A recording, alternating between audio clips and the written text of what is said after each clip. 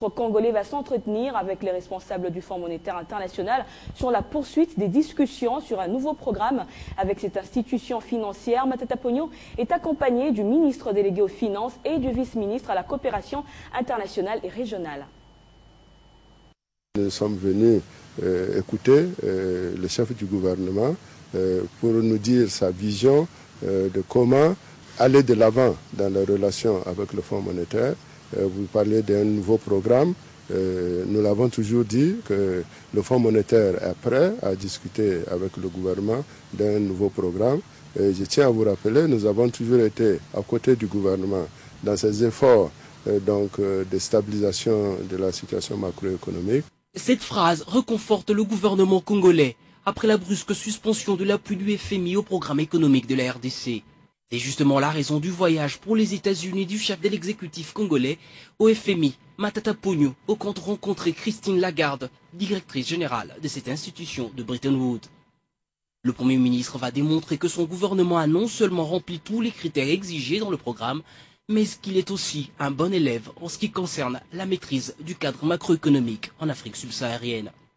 Nous avons réalisé un taux d'inflation de 2,72%. Soit l'un des taux les plus faibles du continent africain. De telles performances remontent aux années 70. À New York, depuis le week-end dernier, Matata Ponyo va aussi rencontrer le secrétaire général de l'ONU, Ban Ki-moon.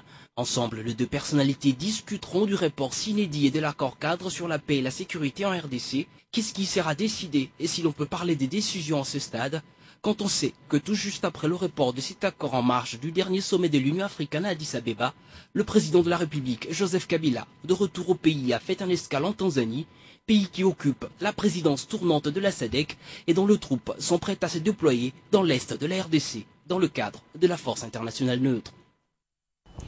Si le Premier ministre est aux États-Unis pour consolider la coopération entre la RDC et le FMI, la ministre suisse chargée de la Justice, Simonetta Sommaruga, est-elle à Kinshasa pour le même objectif? La RDC et la Suisse ont donc signé ce lundi un accord de coopération concernant les questions de migration. C'était au ministère de l'Intérieur. C'est une coopération importante étant donné que dans l'espace qui est le nôtre, nous partageons les frontières avec 9 pays et qu'il était important de bénéficier de l'expérience de la Suisse. C'est un accord de coopération qui vient renforcer également les liens qui existent déjà entre la Suisse et la République démocratique du Congo. C'est un accord de coopération dans la migration. Ça veut dire qu'on a une coopération pour tous les Congolais, par exemple, qui viennent en Suisse, qui vont rentrer dans leur pays. Alors on leur soutient aussi. Cette démarche devrait aussi sensibiliser la jeunesse congolaise qui souvent, sans objectif, cherche à quitter le pays pour la Suisse. C'est surtout aussi une coopération dans le domaine de l'information et de sensibilisation parce que souvent, je pense au Congo, il y a des jeunes gens qui pensent que c'est très facile d'aller en Europe et de trouver un travail.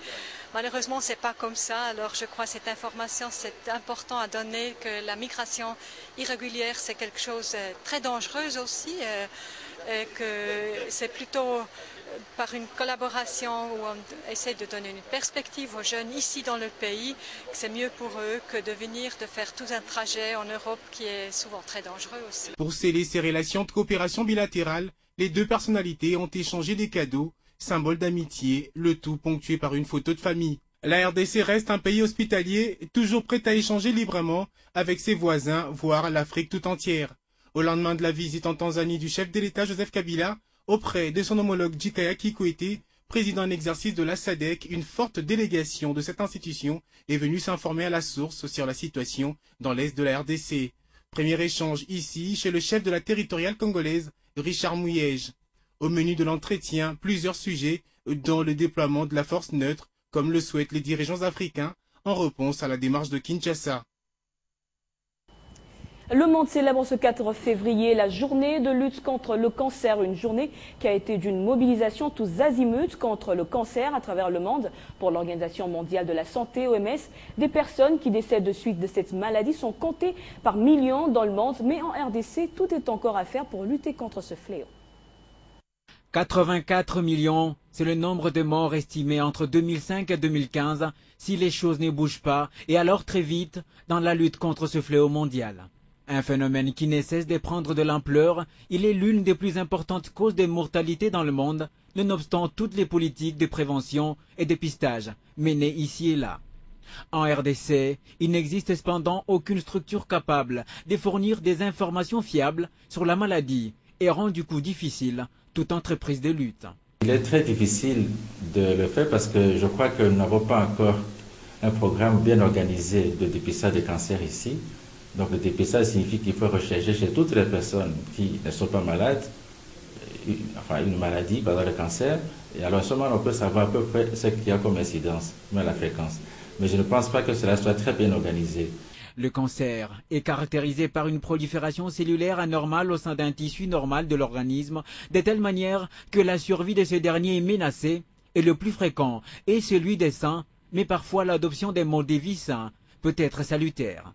Il y a une bonne corrélation entre le cancer du côlon, de la prostate, et la consommation des graisses, les graisses qui ne sont pas saturées. Ces graisses-là, si on les prend, il y a des aliments qui contiennent beaucoup de graisses. Alors si vous êtes vous avez une suralimentation par rapport à ces graisses là-bas, vous avez beaucoup peu de chances de faire le cancer du côlon, le cancer même des ovaires. Dissiper les mythes, les préjugés, les idées fausses sur les cancers, c'est le thème retenu pour cette année au cours de laquelle l'OMS entend mener une mobilisation mondiale contre ce fléau des temps modernes qui emporte chaque année des millions d'âmes. Et puis les agents du ministère des Hydrocarbures sont en formation sur la passation des marchés pendant 5 jours. Une centaine d'agents vont échanger leur expérience avec les experts du domaine venus du Cameroun. Suivez. Ils ont répondu à l'invitation du ministre des Hydrocarbures. Ils sont plus de 100. Ces agents vont raffermir leur expérience dans la passation des marchés dans les secteurs des hydrocarbures. C'est le secrétaire général en charge de ces secteurs qui a ouvert officiellement cette session de formation au centre CEPAS dans la commune de La Gombe. Mais de quoi va-t-il être question durant cette formation? C'est une formation d'initiative de 5 jours qui a pour objectif d'amener les gens à s'approprier à la réforme du système de marché public, comment utiliser, donc comment connaître les procédures de passation des marchés, la nouvelle procédure de passation des marchés, les dossiers types, comment l'utiliser dans leurs cellules de passation, parce que nous sommes au début de l'exercice budgétaire et il faut qu'ils puissent faire le plan de passation des marchés. Cette session, on va s'atteler à leur montrer comment faire le plan de passation des marchés, comment faire les appels d'offres, donc comment lancer le document type. Le secteur des hydrocarbures en RDC génère près de 30% des recettes du budget national. Pour la maximisation des recettes dans ce secteur, il était temps que la question de la passation des marchés soit une priorité. Débutée ce lundi, cette formation de 5 jours va se clôturer le vendredi prochain. Vous le savez, la semaine dernière, les opérateurs miniers ont réfléchi sur les questions liées au développement qui apporte l'investissement en infrastructures dans les domaines miniers. Un forum qui a débattu autour de plusieurs perspectives d'avenir, notamment la relance de la SNEL, la modernisation des infrastructures, les relances des productions du charbon et de ciment et la simplification des procédures douanières qui souvent sont source de tracasseries. On écoute à ce sujet la réaction du gouverneur de la province du Bandundu qui a pris part à ces assises. Le plus important, c'est de savoir est-ce que tous ces minerais apportent-ils du bonheur au peuple congolais? Il me semble que non. Parce que regardez un peu en 1960, lorsqu'on accédait à la souveraineté internationale, notre pays se trouvait pratiquement au même niveau. Nous étions talonnés de près, disent les gens, les connaisseurs, nous étions talonnés par l'Afrique du Sud et même la Corée du Sud. Dans le palmarès, plus grand producteur du cobalt, plus grand producteur de cela, mais ça ne veut rien dire si nous, Congolais, ne sommes pas en mesure de pouvoir transformer cette richesse potentielle en richesse palpable qu'il faut donner aux paysans. Donc c'est ça les soucis du chef de l'État. Je salue l'initiative et la province du Bandundu est venue apporter sa petite expertise en la matière. De 60 à 2012, nous avons chuté et perdu plusieurs places sur l'échiquier mondial. Et cela est simplement dû à la mauvaise gouvernance. Et je pense que la meilleure façon de mettre tout cela, de mettre fin à tout cela, c'est d'appliquer la bonne gouvernance. C'est quoi la bonne gouvernance? C'est de la transparence. C'est tout le monde doit voir tout. et tout montrer. Tout se joue à ce niveau.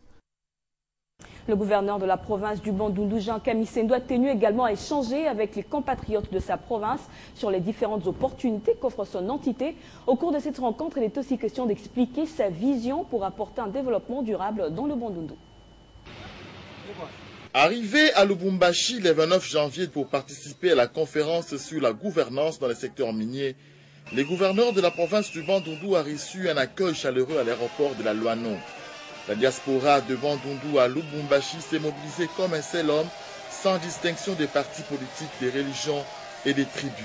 Dans la salle de banquet de l'hôtel Grand Caravia, les gouverneurs du Bandundu s'est entretenu avec cette diaspora du Bandundu à Lubumbashi. Plusieurs points ont été abordés. Il s'agit notamment de la création du Fonds pour le développement du Bandundu, la conférence sur le développement du Bandundu et la relance du secteur agricole dans l'ensemble de la province à travers les villages agricoles. Il faut, a-t-il souligné, que chaque fille et fils du Bandundu, où il se trouve, apporte sa contribution pour la relance et l'économie de la province. Nous avons créé les villages agricoles. C'est un programme qui associe 3 composantes. Première composante, donc, c'est le village. Deuxième composante, les champs. Troisième composante, c'est de l'énergie qu'il faut fournir par les micro-barrages. Nous, ce sont des champs communautaires privatisés, individualisés, avec une responsabilisation individuelle et personnelle des paysans. Chaque foyer, chaque ménage a droit à 1 hectare. Jean Kamisendo compte expliquer l'action de son gouvernement à la diaspora du Bandundu dans toutes les provinces du pays et à l'étranger. Et les Katanga constituent la première étape. Le séjour de Jean Kamisendo au Katanga n'a pas été du tout repos. Le gouverneur a eu des entretiens avec les hommes d'affaires sud-africains qui comptent investir au Bandundu dans les domaines de l'agriculture et de la transformation des produits agricoles. Parlant de la révolution de la modernité au sud Kivu, précisément à Bukavu, le pont jeté sur la Ruzizi à la frontière RDC-Rwanda est en pleine réhabilitation. Ce pont, d'une longueur de 62 mètres et d'une capacité de 180 tonnes, est une véritable plaque tournante du commerce transfrontalier avec les pays de région, Tanzanie, Ouganda, Kenya, via le Rwanda. Plusieurs routes sont également en pleine réhabilitation à Bukavu. Regardez. Comme en témoignent ces images, les travaux de réhabilitation et entretien de routes d'intérêt national et local sont nettement avancés dans Bukavu. Plus d'une centaine de kilomètres de routes, autrefois en état de délabrement, sont de plus en plus praticables aujourd'hui. La place de l'Indépendance, au centre de Bukavu, fait aussi peau neuve. C'est d'ici que partent et arrivent les véhicules qui empruntent les nationales numéro 2 et 5. Ces véhicules transportent en général de biens de première nécessité. Le gouvernement provincial s'est impliqué directement dans l'allure et l'élan qu'avait lancé le chef de l'État.